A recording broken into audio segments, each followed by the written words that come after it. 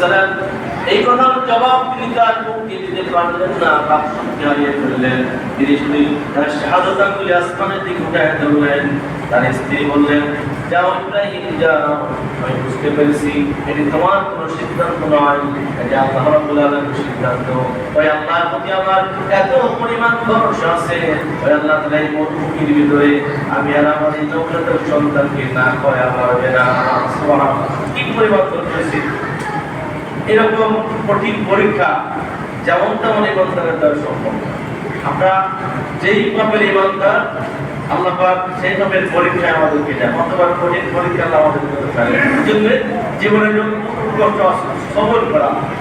আমাদের মা হাজেরা আলাইহিস সালাম তিনি ওই মরুভূমির ভিতরে থাকলেন, লম্বা কথা পানির জন্য তিনি দৌড়াদৌড়ি করেছিলেন। ইব্রাহিম আলাইহিস সালামের ফ্যামিলিটা এতটা বরকতপূর্ণ ফ্যামিলি, যেখানে হাত লাগিয়েছিল ওই জায়গাটা বরকতপূর্ণ ফ্যামিলি, যেখানে পা লাগিয়েছে পাটা বরকতপূর্ণ হয়ে গেছে। সুবহানাল্লাহ। মা হাজেরা আলাইহিস সালাম ইসমাইলের পানির জন্য তিনি দৌড়াদৌড়ি করেছিলেন। সেখানে দুইটা পাহাড়, সাফা এবং মারওয়া, পাহাড়ের মাঝখানে হলো কাবা। তিনি একবার পানির জন্য সাফা পাহাড়ে দৌড়ালেন, আবার মারওয়া পাহাড়ে দৌড়ালেন। এরকম একবার নয়, দুইবার নয়, 7 বার তিনি দৌড়াদৌড়ি করেছিলেন। এই দৌড়াদৌড়ি পার আপনার কাছে পছন্দ হলো?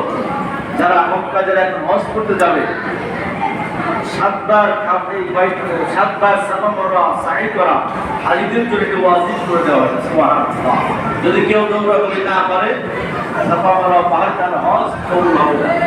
এমনকি মা হাজেরা যে জায়গায় দ্রুত জোরে জোরে দৌড়িয়েছিলেন, সে জায়গায় জোরে জোরে দৌড়াতে হয়। যে জায়গায় তিনি আস্তে আস্তে দৌড়িয়েছিলেন, হেঁটে হেঁটে গিয়েছিলেন, সেই জায়গায় হেঁটে হেঁটে যেতে হয়। তার সে আদর্শকে অনুসরণ যোগ্য আল্লাহ তাআলা তিনি করে দিয়েছেন। সুবহানাল্লাহ। যারা হজে গিয়েছে তারা দেখেছেন সবুজ কালারের বাতি দেওয়া আছে, ওইটুকু দৌড়াতে হয়। আমি ফার্স্ট টাইম এটা বুঝতে পারি, জানতাম যে আস্তে জোরে দৌড়াতে হয়, কিন্তু ওই জিনিসটা চিহ্ন দেওয়া সবুজ কালারের বাতি, ওইখান থেকে সবাই দেখি দৌড়ায়। তখন পরে আমার বিষয়টা মনে আসলো যে এই জিনিসটা এরকম সাইড করে দেওয়া, এই জন্য যাতে মানুষ সহজ যাতে বুঝতে পারে। সবুজ কালারের বাতি জোরে লাইটের মধ্যে দেওয়া, ওই জায়গায় মানুষ কিন্তু জোরে জোরে দৌড়ায়, কারণ মা হাজেরা জোরে দৌড়িয়েছিলেন ওই জায়গায়। আলহামদুলিল্লাহ, এমন বরকতপূর্ণ ফ্যামিলি যেখানে পা লাগিয়েছে, পা দাম সেই জায়গাটাও দাবি হয়েছে।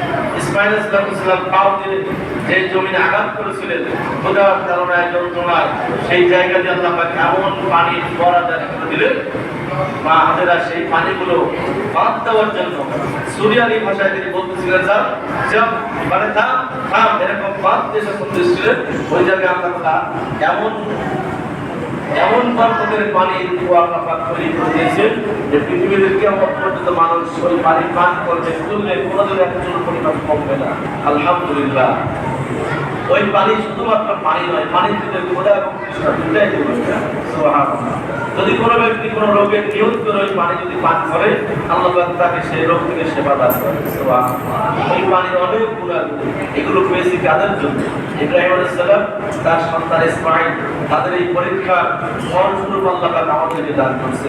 এজন্য সামনে হলো জিলহজ মাস, আরো 2টা জুমা আমরা ঈদের আগে আমরা পাবো। ইব্রাহিম আলাইহিস সালামের এই সন্তানকে যে আরো কি কি পরীক্ষা হলো, এই সন্তানকে জবাই করলো, যার কারণে আমরা প্রত্যেক বছর পশু কুরবানি দিই। এর একটা ইতিহাস আছে, এবং কি কি কারণে কুরবানি হতে হয়, কি কি পশুদের কুরবানি দিতে হয়, এবং কি কি শর্ত থাকলে আল্লাহর কাছে কুরবানি কবুল হয়। কুরবানি শুধু দিলেই কবুল হবে না, শর্ত আছে। এগুলো ইনশাআল্লাহ বিস্তারিত আমরা শুনবো। আল্লাহ পাক আমাদের সকলকে নবী রাসূলদের আবুল আম্বিয়া ইব্রাহিম আলাইহিস সালামের জীবন থেকে এই শিক্ষাগুলো আল্লাহ পাক আমাদের ভিতরে যেন আমল করার তৌফিক দান করেন। সকলে বলে আমিন। যারা সুন্নাত যারা পড়ে, যারা সুন্নাত